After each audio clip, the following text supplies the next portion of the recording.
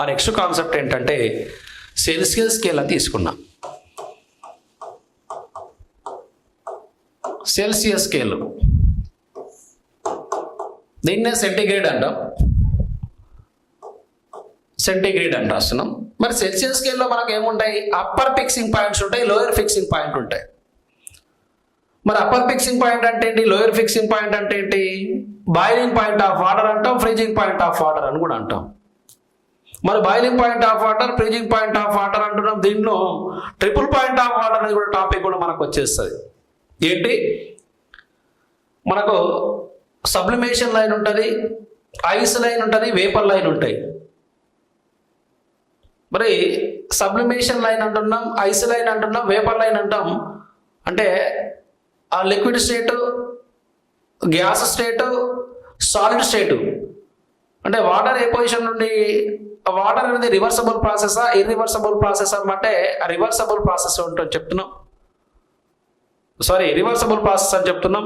ఈ రివర్సబుల్ ప్రాసెస్లో వాటర్ని వేపర్ చేయొచ్చు, వేపర్ని ఏం చేయొచ్చు, సాలిడ్ చేయొచ్చు, సాలిడ్ మళ్ళీ ఏం చేయొచ్చు, లిక్విడ్ చేయొచ్చు. మరి ఈ ప్రాసెస్ ఏమంటామంటే రివర్సబుల్ ప్రాసెస్ అని మాట్లాడతాం. అంతే. వాటర్కి ఎన్ని స్టేట్స్ ఉంటాయంటే 3 స్టేట్స్ ఉంటాయి. Solid state, liquid state, gas states ఉంటాయి. ఈ 3 స్టేట్ వాటర్ యొక్క 3 స్టేట్స్ అనేది ఒక పాయింట్ వద్ద మీట్ అయితే దీన్ని ఏమంటాం? ట్రిపుల్ పాయింట్ ఆఫ్ వాటర్ అని మాట్లాడతాం.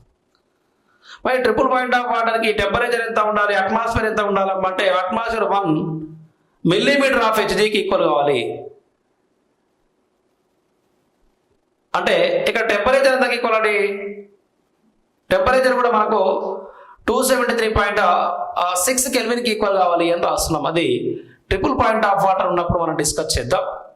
అంటే వాటర్కి ఎన్ని స్టేట్స్ ఉంటాయమ్మా అంటే 3 స్టేట్స్ ఉంటాయమ్మా. మరి ఎన్ని స్థితులు ఉంటాయి, ఎన్ని ప్రావస్థలు ఉంటాయమ్మా అంటే 3 ప్రావస్థలు ఉంటాయంట. అవి ఘన ప్రావస్థ కావచ్చు, ద్రవ ప్రావస్థ కావచ్చు, వాయు ప్రావస్థ కావచ్చు. ఈ 3 స్థితులు ఒక పాయింట్ వద్ద మీట్ అయితే దీన్ని ఏమంటాం? ట్రిపుల్ పాయింట్ ఆఫ్ వాటర్ అంటాం. ఆ ట్రిపుల్ పాయింట్ ఆఫ్ వాటర్లో మనకు ప్రెజర్కి, టెంపరేచర్కి ఒక కర్వ్ ఉంటుంది. ఆ కర్వ్ గీసినట్లయితే మనకు సాలిడ్ లిక్విడ్ కోఎగ్జిస్ట్ అవుతాయా, లిక్విడ్ వేపరు కోఎగ్జిస్ట్ అవుతాయా? నెక్స్ట్ ఇక్కడ వేపరు సాలిడ్ కోఎగ్జిస్ట్ అయ్యేటువంటి పొజిషన్ ప్రకారంగా ఈ 3 ఏదైనా ఒక పాయింట్ వద్ద మీట్ అయినట్లయితే వాటర్ యొక్క 3 స్టేట్స్ మీట్ అయ్యేటువంటి పర్టికులర్ పాయింట్ ఏమంటామంటే ట్రిపుల్ పాయింట్ ఆఫ్ వాటర్ అని చెప్పాం. రైట్, అక్కడ మాట్లాడదాం, పోయినప్పుడు మాట్లాడుకుందాం. మరి సెల్సియస్ స్కేల్లో దేంతో డినోట్ చేస్తున్నామంటే డిగ్రీస్ సెంటిగ్రేడ్తో డినోట్ చేస్తున్నాం. సెంటిగ్రేడ్తో డినోట్ చేస్తున్నట్లయితే ఇక్కడ మనకు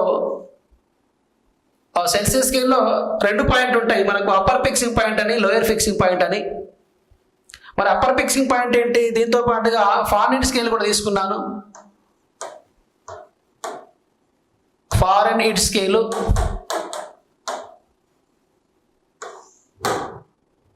సెల్సియస్ స్కేలు ఫారెన్హీట్ స్కేలలో దీన్ని ఎఫ్ఓగా డిస్కస్ చేస్తున్నాను. మరి సెల్సియస్ స్కేల్లో ఉన్నటువంటి 2 ఫిక్సింగ్ పాయింట్ ఏంటి? అప్పర్ ఫిక్సింగ్ పాయింట్ అంటున్నా, లోయర్ ఫిక్సింగ్ పాయింట్ అంటున్నా. ఫస్ట్ వన్ ఏం తీసుకున్నామంటే lower fixing point of Celsius scale తీసుకున్నాం. Lower fixing point of Celsius scale, lower fixing point of Celsius scale అన్నాం. Lower fixing point of Celsius స్కేల్ని ఇక్కడ మనం ఏం రాసుకోవచ్చు అంటే LFP అని రాస్తాం, lower fixing point. Next second one ఏం రాస్తాం అంటే అప్పర్ ఫిక్సింగ్ పాయింట్ అంటాం. Upper fixing point of Celsius scale అని రాస్తాం. Upper fixing point of Celsius scale అంటాం.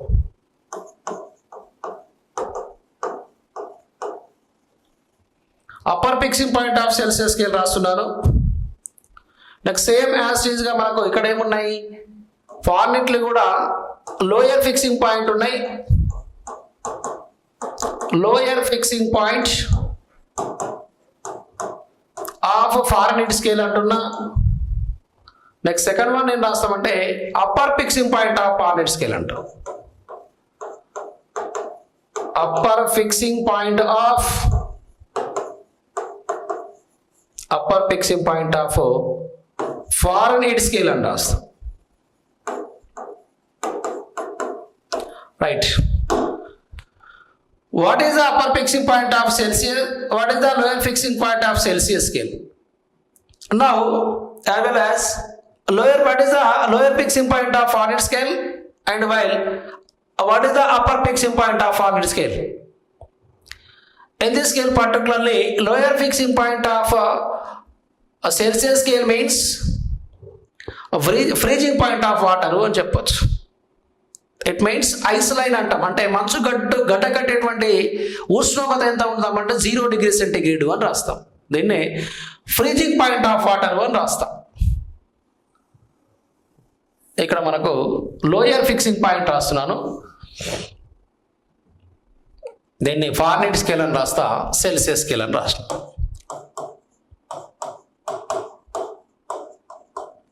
Celsius scale, degree centigrade. Lower fixing point అన్న, lower fixing point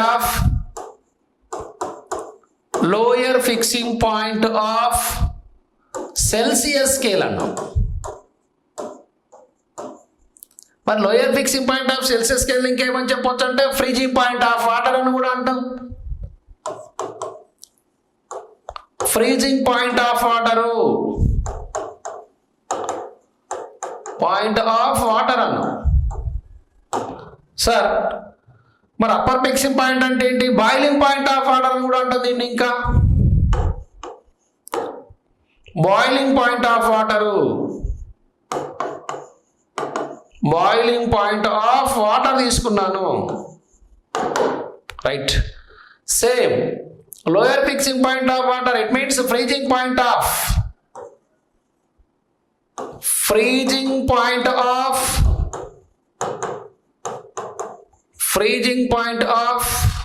water in Fahrenheit scale అన్నాం. Next boiling point of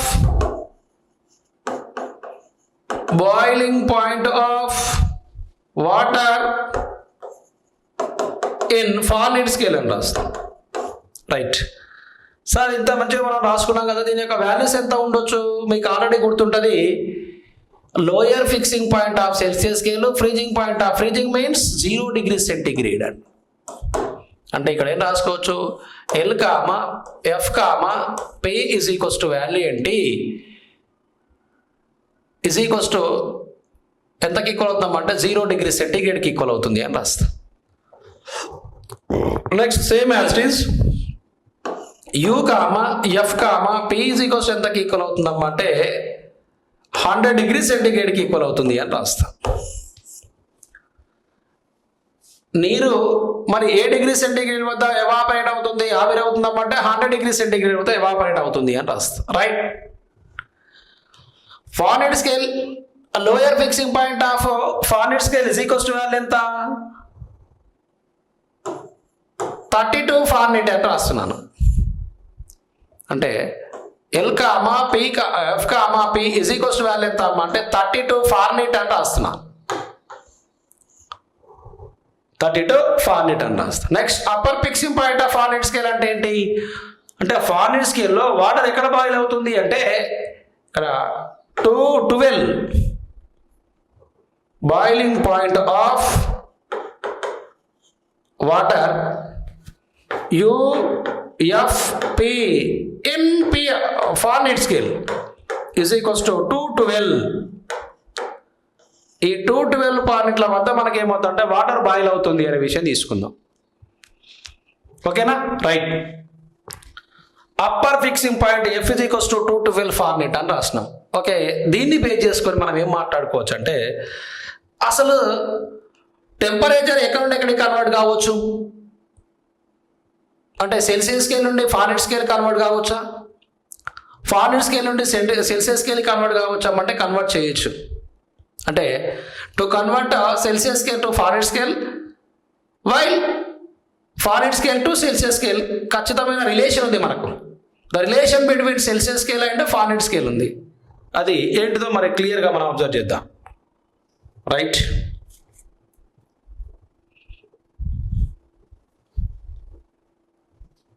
first one the relation between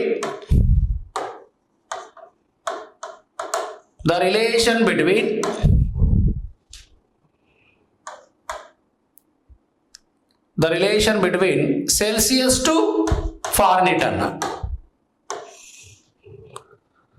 మరి ఇక్కడ Celsius scale Fahrenheit స్కేల్ల మధ్య ఉన్న సంబంధం ఏంది, relation ఏంది, ఎట్లా కన్వర్ట్ అవుతున్న విషయం తీసుకున్నట్లయితే ఇక్కడ మనకు ఒక సింపుల్ ఎగ్జాంపుల్ ఉందని తీసుకున్న ఒక ఈక్వేషన్ ఉంది. C = F - 32/180 ఇంటూ వాల్యూ ఏం రాసుకుంటున్నాను 100 అని తీసుకున్నా. అంటే ఇక్కడ క్వశ్చన్ కూడా ఇవ్వడానికి అవకాశం ఉంది. ఎందుకు, గత కొన్ని క్వశ్చన్లలో HGD కావచ్చు, PGD కావచ్చు, TGD కావచ్చు, దీంట్లో మనకు ఈ రిలేషన్ ఇచ్చిండు. సెల్సియస్ స్కేల్ నుండి ఫారెన్హీట్ స్కేల్ కన్వర్ట్ చేస్తున్నప్పుడు అక్కడ సూటబుల్ అయినటువంటి సెల్సియస్కి ఫారెన్హీట్కి ఉన్నటువంటి రిలేషన్ ఏంది అని ఇచ్చిండు. అక్కడ ఎలా ఇచ్చాడు, ఒక ఆప్షన్ ఈ విధంగా ఇచ్చిండు. ఇది ఫస్ట్ ఆప్షన్ అని తీసుకున్నాను. ఇక్కడ కట్ చేసి కూడా ఇచ్చిండు. ఏమని 0 0 కట్ అయితే 2 9s 1800, 2 5s 10 అవుతే C = వాల్యూ ఏంటి, F - 32 C = F - 32 ఇంటూ 5/9 ఇచ్చిండాడు. ఇది ఒక ఆప్షన్ ఇచ్చిండాడు. నెక్స్ట్ ఇంకేంటంటే C = దీన్ని ఇక్కడ తీసుకొచ్చి ఇచ్చిండు కొన్ని 5/9 ఇంటూ F - 32. ఇది థర్డ్ ఈక్వేషన్ ఇచ్చాడు. చూడండి, ఇవన్నీ కూడా సిమిలర్ వాల్యూసే కదా. C = F - 32/180 ఇంటూ 100 అని తీసుకున్నాడు. ఇక్కడ C = F - 30 ఇంటూ 5/9 తీసుకున్నాడు. C = 5/9 ఇంటూ F - 32 తీసుకున్నాడు. దీంట్లో ఏమన్నా చేంజ్ ఉందంటే ఏం చేంజ్ లేదు. మనము క్వశ్చన్ మీద కాన్సన్ట్రేషన్ పెట్టేటువంటి కాన్సెప్ట్ అనేది గుర్తుపెట్టుకోవాలి. ఎట్లా పెడుతున్నాం, ఏమైనా పెడుతున్నాం, అసలు క్వశ్చన్ చదువుతూనే ఓకే మనం చదువుకున్నది రీకాల్ చేసుకోవాలి. ఓకే దీనివల్ల ఇది వచ్చింది అనేది రీకాల్ చేసుకోవాలి. ఇవన్నీ కూడా ఏమవుతాయమ్మంటే ఈక్వలే, ఇవన్నీ కూడా మనకి ఈక్వలే అవుతాయి. నెక్స్ట్ దీన్ని బేస్ చేసుకొని ఇది C మాత్రమే ఇచ్చాడు కదా, మరి F ఎందుకు ఇవ్వలేదు, F ఇవ్వాలి. ఎట్లా ఇవ్వాలి, నాకు F కావాలి. F కావాలన్నప్పుడు ఏమవుతాయి, ఇవన్నీ ఇక్కడ కన్వర్ట్ అవుతాయి. C = F - 32 బై ఏం రాసుకోవచ్చు 180 ఇంటూ 100 అని రాసుకోండి. అంటే ఇవన్నీ కూడా ఇక్కడ పోతాయి, మళ్ళీ C వరకు పోతాయి. ఇక్కడ C ఇంటూ 180 ఇంటూ 100 = F - 32 అని రాసిన. కానీ నాకేం కావాలి, F కావాలి కదా. ఇప్పుడు C ఇంటూ 180 ఇంటూ 100 ఈ ప్లస్ ఇక్కడికి వస్తే అవుతుంది +32 అవుతుంది. = వాల్యూ ఎంత, F అవుతుంది. ఇలా అనడానికి కూడా అవకాశం ఉంది క్వశ్చన్. చూడండి, మనం ఒకటి వస్తే ఇంకో దాన్ని రాయగలగాలి. ఇప్పుడు C ఈ టర్మ్లో ఉంది, ఈ ఫామ్లో ఉంది, F ఈ ఫామ్లో ఉంది. ఇది కూడా గుర్తుపెట్టుకోవాలి మనం, అది కూడా రాయగలగాలి. రైట్, ఇది ఒక ఆప్షన్ పెట్టుకుందాం. C వచ్చింది, F వచ్చింది. నెక్స్ట్ సెకండ్ కాన్సెప్ట్ చూడండి. F రావాలి నాకు.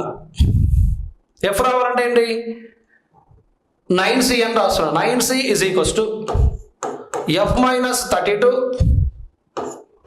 ఇంటూ 5 అని రాసిన. ఈ 5 కూడా ఏమొస్తుంది మనకు అంటే ఇక్కడ మనకు ఒక కాన్సెప్ట్ గుర్తుపెట్టుకోవాలి. కాన్సెప్ట్ ఏంటంటే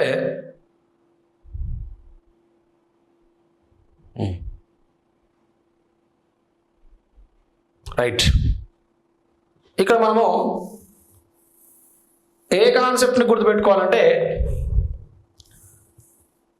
C = వాల్యూ ఏంటి, F - 32/180 ఇంటూ 100 కదా. రైట్, క్రాస్ మల్టిప్లికేషన్ వాల్యూ ఏమవుతుంది? C into 180 is equal to 100 into F minus 32 కదా. అప్పుడు C into 180 by 100 is equals to F minus 32 కదా. 0 0 క్యాన్సిల్ అయిందంటే లేదు. C into 180 by 100 plus 32 is equal to F కూడా ఉండొచ్చు కదా. ఎస్, ఆ కాన్సెప్ట్ గుర్తుపెట్టుకోండి. మనము రెండింటిని కూడా ఏం చేసినాము? డినామినేటర్ తీసుకొచ్చినాము. ఓకే కాదు అది. ఇప్పుడు ఒక కండిషన్ రాసిన. ఓకే ఎఫ్ ఈజ్ ఈక్వల్స్ ఇంత వాల్యూ వచ్చింది. మరి సెకండ్ కండిషన్ ఏం రాసుకోవచ్చు? డైరెక్ట్గా సెకండ్ కండిషన్ రాయొచ్చు. ఇక్కడ 0 0 కట్ అయింది అనుకో, ఏం రాసుకోవచ్చు? సేమ్ దీన్ని బేస్ చేసుకొని రాయొచ్చు. ఏమని? C is equals to cross మల్టిప్లికేషన్లో 9c is equals to F minus 32 into 5. అప్పుడు 9c by 5 is equals to F minus 32 into that implies 9c by 5 plus 32 is equals to F అని రాస్తున్నాం. Same as it is. దీనికి reverse పొజిషన్లో ఇక్కడ C ఇంతకు equal అవుతే ఇక్కడ F ఇంతకు ఈక్వల్ అవుతుంది. మరి C is equals to value ఏంటి? Same as F is equals to value ఇంత రాసినాం అంటే ఇక్కడ మనకు 9c బై 5 ప్లస్ 32 ఇట్లా కూడా క్వశ్చన్ ఇవ్వడానికి అవకాశం ఉంది. కాబట్టి ప్రతి పాయింట్ కూడా మనం క్లియర్గా అబ్జర్వ్ చేయాల్సిందే. Okay right. ఇక నెక్స్ట్ కాన్సెప్ట్ ఏంటి అంటే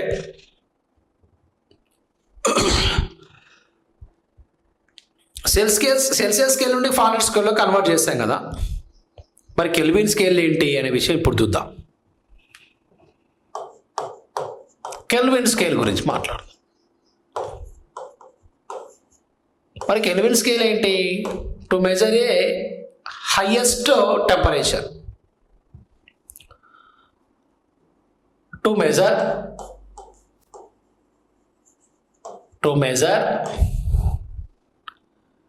in the scale to measure మరి స్కేల్ ఎక్కడ మనకు యూజ్ అవుతుంది అంటే హైయెస్ట్ టెంపరేచర్.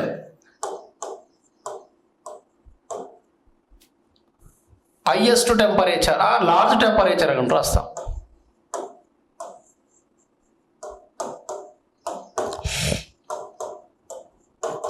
లార్జ్ టెంపరేచర్ని మెజర్ చేయడానికి యూజ్ చేస్తాం కెల్విన్ స్కేల్. మరి ఎంత కెల్విన్ స్కేల్లో 0 డిగ్రీ సెంటీగ్రేడ్ అనేది ఈజ్ ఈక్వల్స్ ఎంతకి ఈక్వల్ 273 కెల్విన్కి ఈక్వల్ అవుతుంది. 273 కెల్విన్ అని చూడండి. సెల్సియస్ స్కేల్లో ఉన్నటువంటి ఫ్రీజింగ్ పాయింట్ ఎంతకి ఈక్వల్ అవుతుందమ్మంటే 273 కెల్విన్కి ఈక్వల్ అవుతుంది అని రాసుకుంటాం. 0 degree centigrade is equals to 273 కెల్విన్కి ఈక్వల్ అవుతుంది. దీన్ని ఏమంటాం? కెల్విన్ స్కేల్ అని రాస్తున్నాం. ఓకేనా రైట్. ఇవి టెంపరేచర్ అంటే ఏంటి, టెంపరేచర్ని ఏ విధంగా మెజర్ చేస్తాం, టెంపరేచర్ స్కేల్స్ ఏంటి, అప్పర్ ఫిక్సింగ్ పాయింట్ ఏంటి, లోయర్ ఫిక్సింగ్ పాయింట్ ఏంటి, next upper fixing point of water ఏంటి, lower fixing point of water ఏంటి, ఇన్ సెల్సియస్ స్కేల్ ఏంటి, ఇన్ ఫారెన్హీట్ స్కేల్స్ ఏంటి అనే విషయాలు మనం క్షుణ్ణంగా అబ్జర్వ్ చేస్తాం. రైట్. ఇక్కడ మనము ఓన్లీ ఆ టెంపరేచర్ హీట్ గురించి టెంపరేచర్ గురించి మాత్రమే ఇక్కడ మాట్లాడినాం. మరి ఇంకా ఈ థర్మోడైనమిక్ అనేది దేన్ని డీల్ చేస్తుంది అనే విషయాలు కూడా ఇక్కడ మాట్లాడుకున్నట్లయితే మరి ఇంకా దేని గురించి కూడా డిస్కస్ చేస్తుంది థర్మోడైనమిక్ అంటే థర్మోడైనమిక్ అనేది సెల్సియస్ స్కేల్ నుండి ఫారెన్హీట్లోకి కన్వర్ట్ చేయగలుగుతుంది, టెంపరేచర్ని కన్వర్ట్ చేసుకుంది. కానీ ఇదే thermodynamic it also deals with heat energy into another energy. Heat energy నుండి అనదర్ ఎనర్జీకి ట్రాన్స్లేట్ అవుతుంది. మరి అవి ఏంటివై ఉండవచ్చు అంటే ఇక్కడ ఓన్లీ నేను థర్మోడైనమిక్ అనేది ఏం డీల్ చేస్తుందని చెప్పిన థర్మల్ గురించి, థర్మల్ హీట్ ఎనర్జీ గురించి, థర్మల్ గురించి హీట్ ఎనర్జీ గురించి చెప్పాను.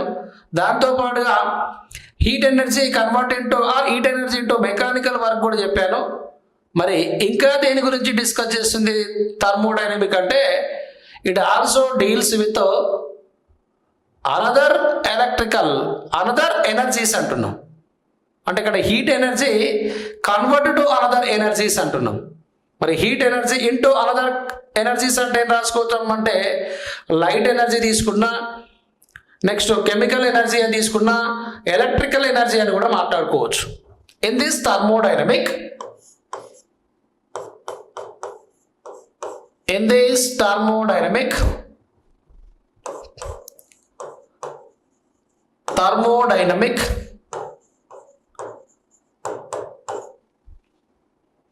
it also deal with the thermodynamic also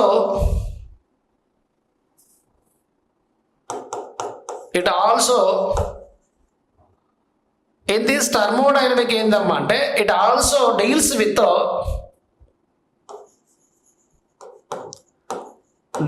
with heat energy into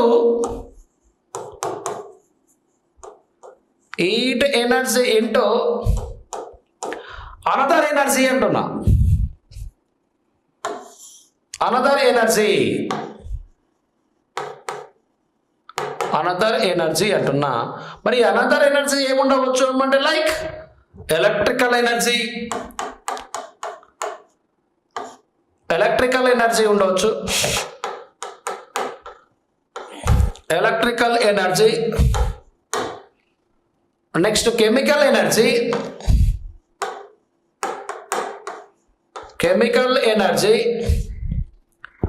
next light energy కూడా ఉండవచ్చు.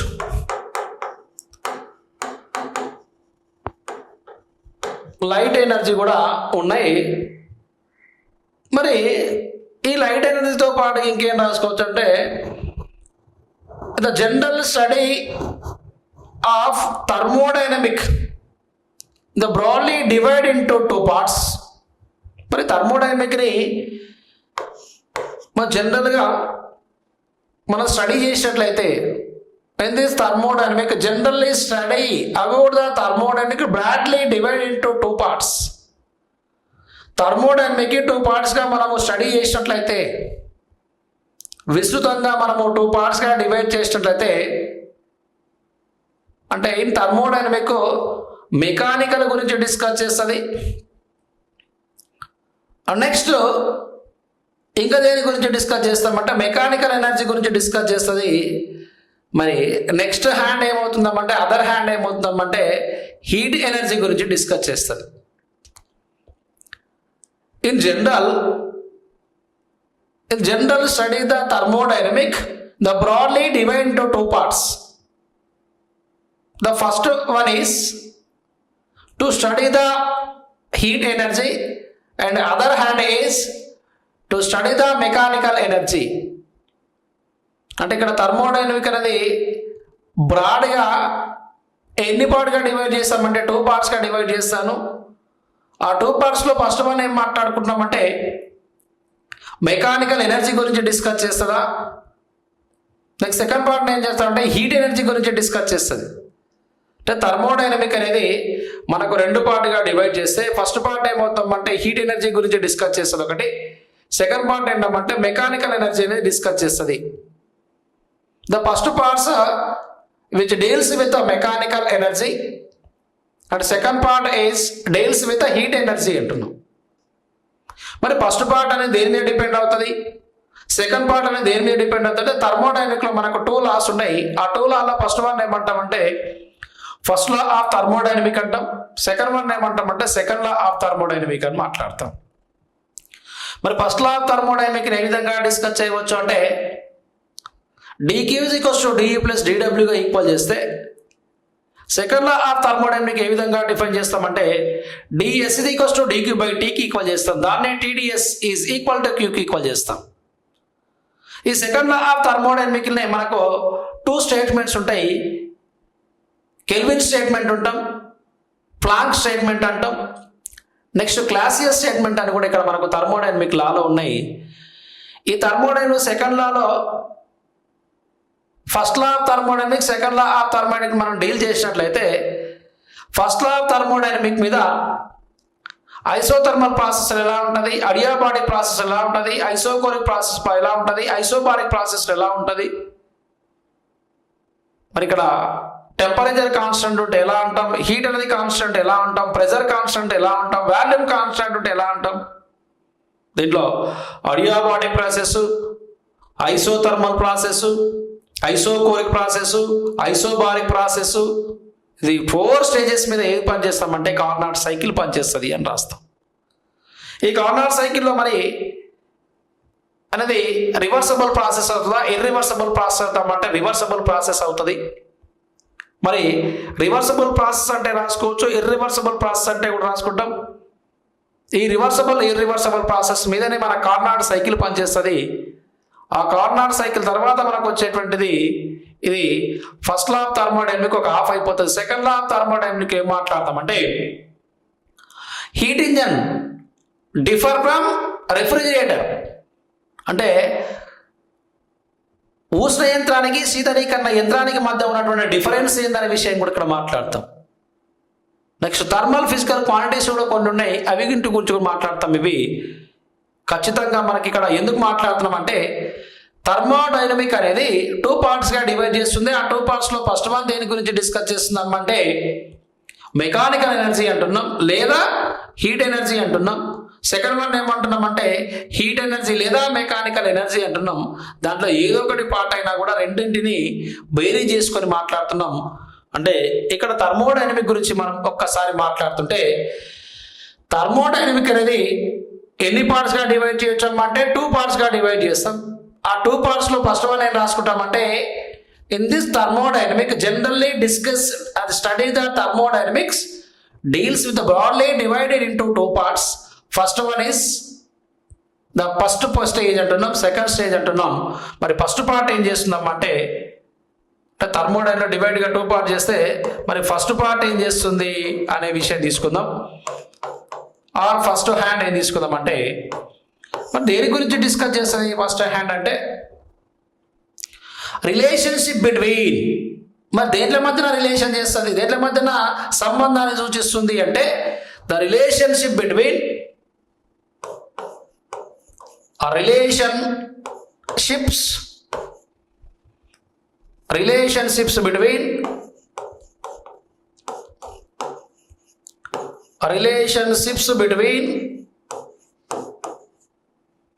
relationships between different types of energy,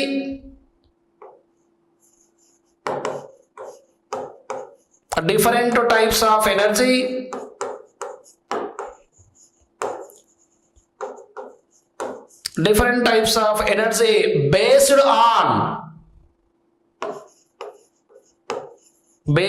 on first law of thermodynamic. First law of thermodynamic అని రాస్తాం. Right, చూడండి very very important. ఈ థర్మోడైనమిక్ని ఇంకా ఏం deal చేస్తుందనే విషయం తీసుకున్నట్లయితే it also deals with heat energy into another energies అంటున్నాం. లైక్ ఎలక్ట్రికల్ ఎనర్జీ అంటున్నాం, మెకానికల్ ఎనర్జీ అంటున్నాం, లైట్ ఎనర్జీ అంటున్నాం, కెమికల్ ఎనర్జీ అని రాస్తున్నాం. మరి in this generally thermodynamic, in the general study of thermodynamic broadly divided into 2 parts. First part is relationship between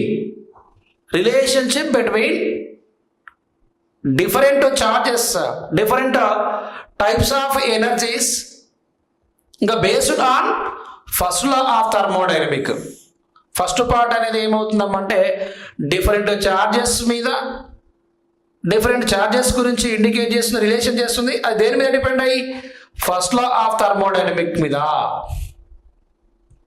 next మరి second hand కూడా ఉంది.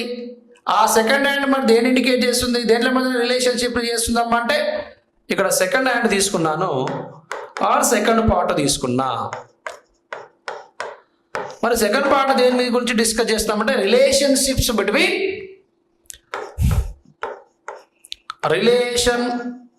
shifts between direction in which these changes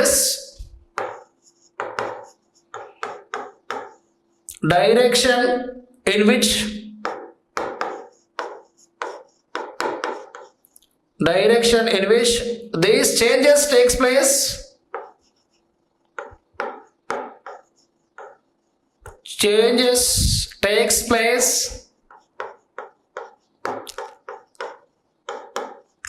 place based on second law of thermodynamics అని రాస్తాం. ఇక్కడ మనకు relationship between ఏం రాస్తామంటే direction in which these changes takes place second law of thermodynamic అని రాస్తాం. సెకండ్ లా ఆఫ్ థర్మోడైనమిక్ అని రాస్తాం.